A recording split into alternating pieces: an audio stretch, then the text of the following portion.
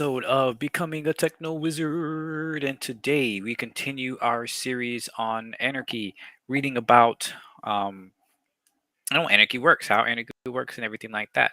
So I'm not sure if I could say this. So in this section, we're going to talk about domestic violence and other forms of harm in an anarchist society. The last section we talked about what stops people from killing other folks. Did we? Yeah, we talked about that one. All right. So got a lot to cover in this section. I think it's one of the longer sections before the end. So let's see if we can cover the whole thing today. Without further ado, let's begin. Many actions that are considered crimes by our government excuse me, are completely harmless. Some crimes, such as stealing from the wealthy or sabotaging instruments of warfare, can actually decrease harm. Still, a number of transgressions that are now considered crimes do constitute do constitute real social harm. Of these, murder is highly sensationalized but rare compared to other more common problems. Sexual, oh god, it's my dog. Sorry. Sexual and domestic violence are rampant in our society, and even in the absence of government and capitalism, these forms of violence will continue unless they are specifically addressed. Currently, many forms of sexual and domestic violence are commonly tolerated. Yeah. Some are even subtly encouraged by Hollywood, churches, and other mainstream institutions. Yep. Hollywood often sexualizes and and along with other corporate media in most major religions, glorifies female passivity and servility. And the discourse these institutions influence, the severe problem of spousal is ignored. And as a result, many people even believe that a husband cannot a wife because they are joined in a contractual sex union. Yeah, this is a serious problem right here. Right? And you hear this again to this day. You hear this all the time. Um, Probably don't even have to get into it, but it's really unfortunate that this is, the reality here. What I suspect they're going to get into is that, these like people complain about or say, what about violence and anarchy? What's to stop people from doing all this stuff? What's to stop people from doing it now? Right? If anything, today, like now, it's probably more common than in the society where you have a community where you actually care about and look out for one another, right? We know that domestic abuse is incredibly high, and it's incredibly hard um to solve in a current environment precisely because of patriarchy, because it's institutionalized hierarchy, right? Where the wife or the child, right, might try to say something, but nobody listens because it's the man, you want to hear what he has to say, or the police can't really do anything unless they see actual evidence or something like that, right? Um, or for kids, they can't go anywhere because they're still basically property of the parents. And unless they see a whole bunch of harm, then they won't really do much, right? And even if they do, they just throw them in another system that's not really a sense of community. That's just puts them in another uh, uh, opportunity for abuse, right? It's really unfortunate. So one can very much argue that our current society is not set up to solve these problems that people claim hierarchy would not be able to solve. I mean, anarchy would not be able to solve. Let's continue. News media in Hollywood moves regularly. All right, you talked that, but in fact, the vast majority of are committed by boyfriends, friends, and family members in situations that fall in the gray area between the mainstream definitions of consent and force. More frequently, Hollywood ignores the problems of and abuse and domestic violence altogether, while perpetuating the myth of love at first sight. In this myth, the man wins over the woman, and the two fulfill all of each other's emotional and sexual needs, making a perfect match without having to talk about consent or work on communication or navigate emotional and sexual boundaries. And of course, you also have this whole idea now that, oh, marriage isn't as sacred as it used to be and stuff like that. Marriage was never sacred, right? It was just the tool for people to lock down women, right? And this dates all the way back to the first developments of hierarchy, right? Of patriarchy, was the fact that they used women as either a way of getting the land, right? Of the male to get the land from another, family, or number two, as a way to sell the woman, right? In order to get more resources and things like that. Marriage was almost always a political tool as opposed to a partnership, or a thing of love and passion and things like that. If you loved and love somebody, you just committed to being with them. You didn't need to have a marriage. You didn't need to have a state overseeing it. You didn't need to have a religion overseeing it, right? And furthermore, in a lot of egalitarian cultures, people realize that love sometimes didn't last, right? So as they say, some relationships are here for a season, some for here for a lifetime or whatever, right? So you can have a very loving relationship for 10 years and then you leave, right? And that's okay because that's what organically naturally happened, right? Sometimes you are there for a lifetime, but sometimes not, right? It depends on the person, depends on your needs, it depends on all sorts of things. So the very idea that marriage should always be this lifelong thing that's locked down by the state, is incredibly ridiculous. And I say this as a person who wants to be married for my entire life. I feel like I found my eternal soulmate, but even I recognize that, like, this is not the same for everybody. And even with me, like, and we've talked about this, I've talked about this with my partner. Um, we still want to explore other, things out there and see, what it's like and stuff like that, maybe experiment with like an open relationship sometimes. Not now, but we've talked about these things, right? And I think more people need to be able to talk about these things. But let's continue. Police and other institutions purporting to protect women from counsel women not to resist for fear of aggravating their attacker, when all evidence and common sense suggest that resistance is often one's best chance. I wonder if I should even censor myself saying this because my channel's not big, so I don't. It won't even matter, to be honest with you, if they blacklist me, because they probably already blacklist. I'm over here talking about anarchy the entire time, but so yeah, it probably doesn't even matter. Uh, Anyways, the state rarely offers self-defense classes to women, while frequently prosecuting women who kill or injure attackers in self-defense. People who go to the state to report sexual or physical assault face added humiliations. Yep. Courts question the honesty and moral integrity of women who bravely go public after being sexually assaulted. Even after the Me Too movement, even with the Me Too movement, this is still the case, right? Um, People are, let's let's not get into that. Judges award custody of children to abusive fathers. Police ignore domestic violence calls or abusive mothers. Right. Even standing by as husbands beat wives, some local regulations require the police to arrest someone or even both involved parties in a domestic violence call. Wow, that's crazy. Often, a woman who calls for help is herself sent to jail. Wow. Translated even more regularly by the legal system, which refuses to respect their identities and often forces them into prison cells with people of different genders.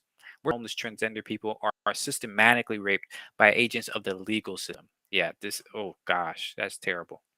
A great deal of abuse not directly caused by the authorities is a result of people taking out their anger on those below.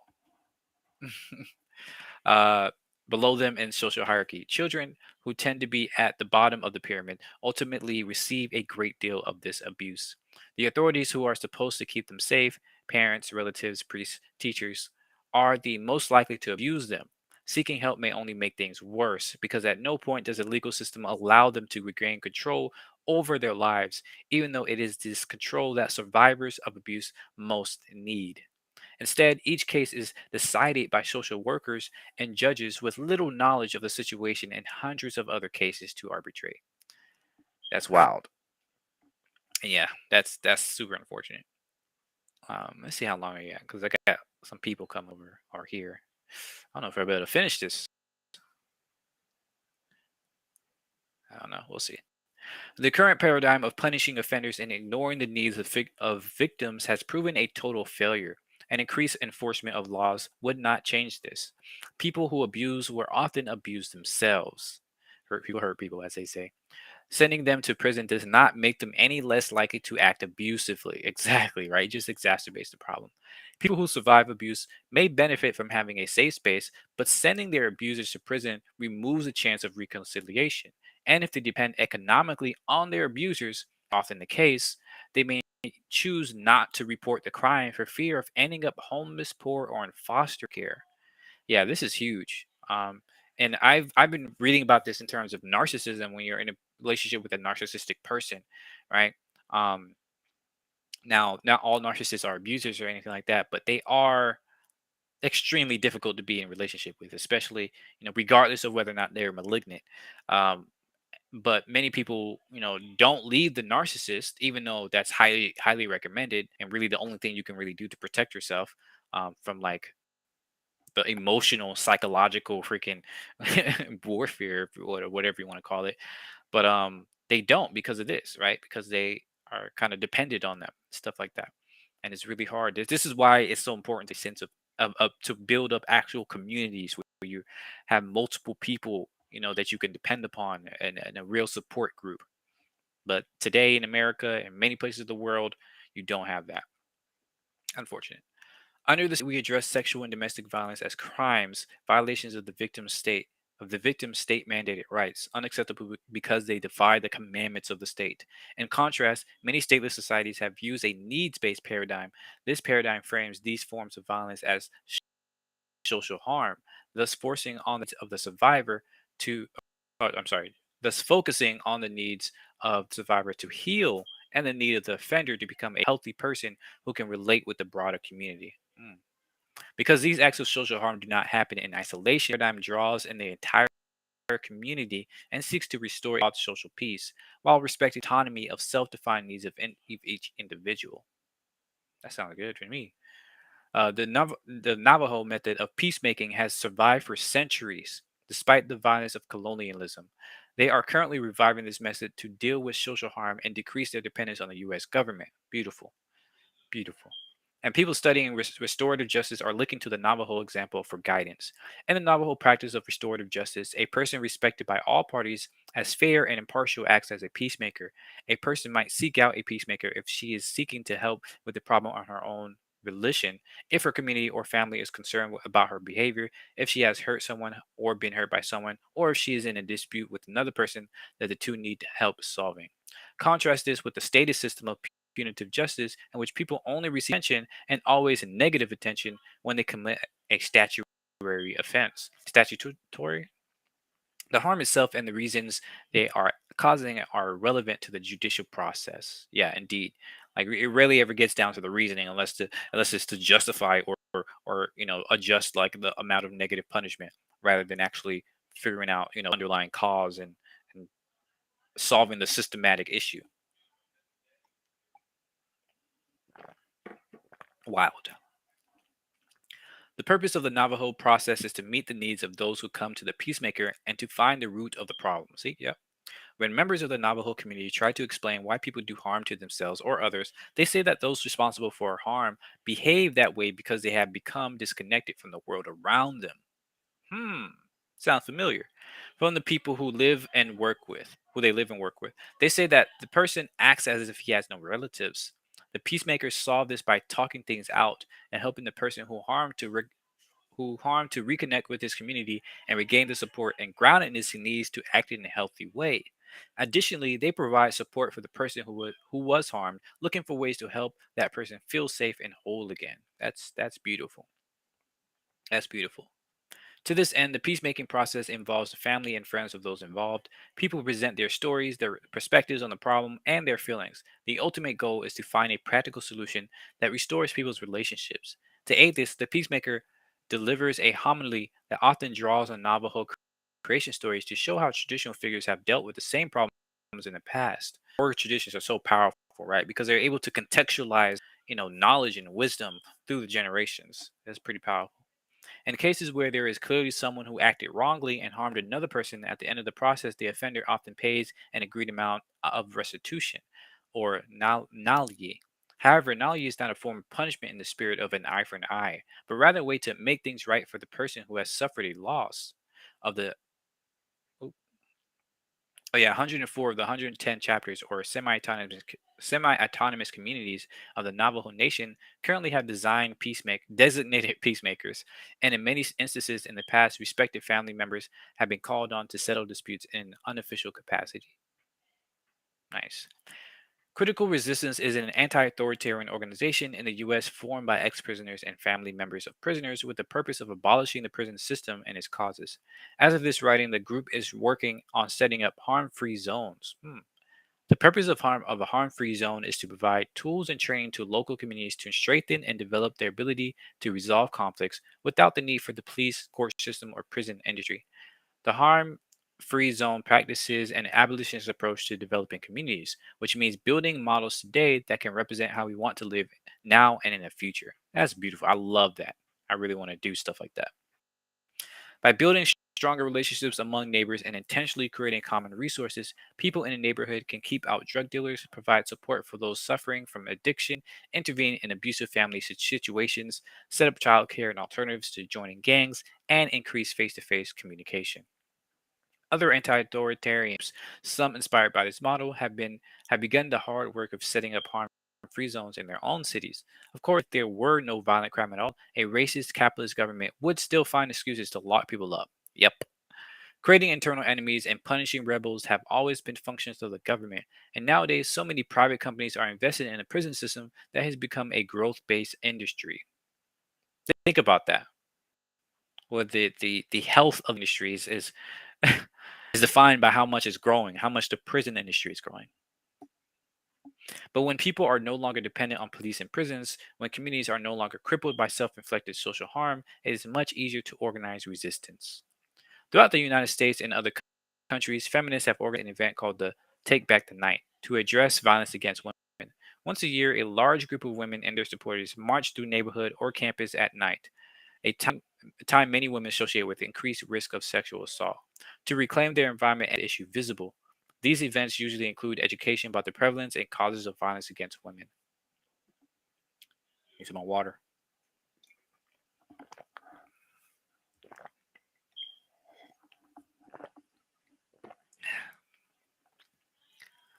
Some Take Back the Night groups groups also address our society's rampant violence against transgender people.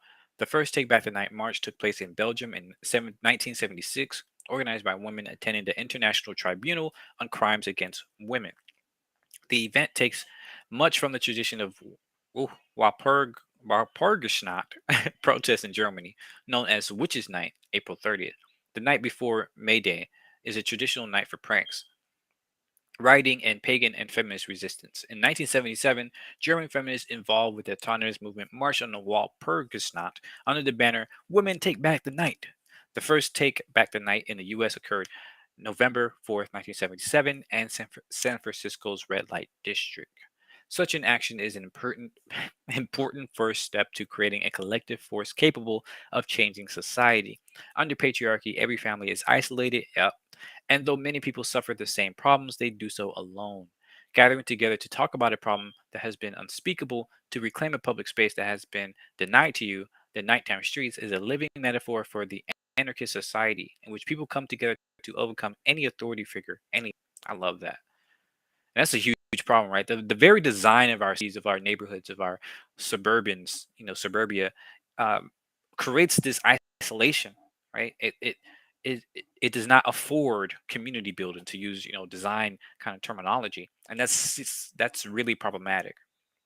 That's really problematic. So that's why it's so important to have better urban planning that allows for mixed use housing, mixed use zoning, and things like that. We can have um, a more diverse collection of people. You can have a interlocked, a real sense of community in the neighborhood where it's not just a collection of houses. It's actual bunch of people that know each other, that care for each other, that can trust each other's kids at each other's houses and stuff like that throughout the entire community. um yeah, this is, yeah, beautiful. Sexual violence affects everyone in a patriarchal society. It occurs in radical communities that are opposed to sexism and sexual violence. Unless they sincerely focus on unlearning patriarchal conditioning, self professed radicals often respond to rape, harassment, and other forms of abuse and sexual violence with the same behavior that is all too common in the rest of society: ignoring them, justifying them, refusing to take a stand, not believing or even blaming the survivor. Yeah, I hate that.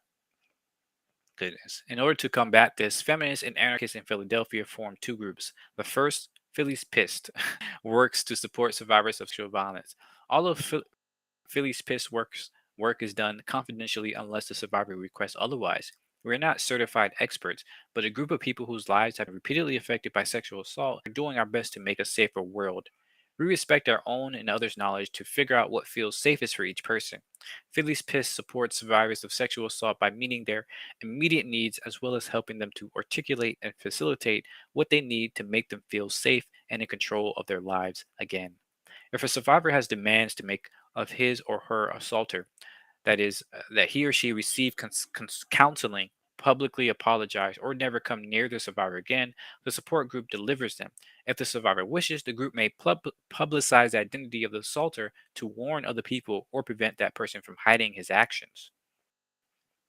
The group Philly Stands Up works with people who have committed sexual assault to support them through the process of taking responsibility for their actions. Learning from them and changing their behaviors, and restoring healthy relationships with their community. The two groups also hold workshops in other cities to share their experiences responding to sexual assault. Once again, another boots on the ground, grassroots, anti-authoritarian group that's doing this, on their own.